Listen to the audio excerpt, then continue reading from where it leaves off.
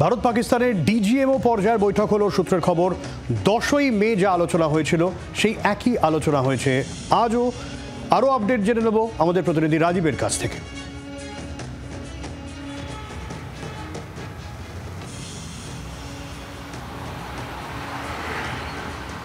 শুভশাসী, দেখো, ডিজিএমএ পর্যায়ে বৈঠক শেষ হয়েছে। রাজীব ঘাই এবং কাশিফ আবদুল্লার মধ্যে যে বৈঠক হওয়ার কথা ছিল আজকে দুপুরে সেই বৈঠক পিছিয়ে সন্ধে হয়েছে এবং সেই বৈঠকও শেষ হয়েছে কিছুক্ষণ আগেই।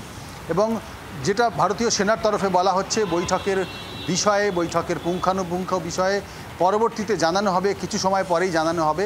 কিন্তু সূত্র মারফত আমরা যে খবর জানতে পেরেছি তা হলো যে সিজ ফায়ার ভায়োলেশন নিয়ে দুপক্ষের মধ্যে যে কথাবার্তা 10ই মে হয়েছে, সেই 10ই মে যে কথা, সেই কথাই আবার একবার আলোচনা হয়েছে। অর্থাৎ সিজ ফায়ার চলবে, ভায়োলেশন করা চলবে না। সিজ ফায়ার ভায়োলেশন চলবে না, এই বিষয়ে আলোচনা দুদেশের মধ্যে হয়েছে এবং পাকিস্তানকে ভারত ভালো করে বুঝিয়ে দিয়েছে সিজ ফায়ার ভায়োলেশন হলে তার ফল কী হতে পারে। এই বিষয়টি নিয়ে মূলত আলোচনা হয়েছে, যেটি 10 তারিখে আলোচনা হয়েছিল।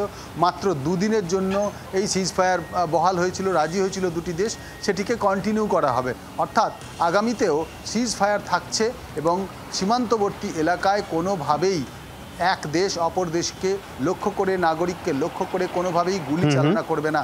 প্রায়শই যেটা দেখি আমরা, সিজ ফায়ার ভায়োলেশন হতে থাকে জম্মু কাশ্মীর এলাকায়, সেটি চলবে না।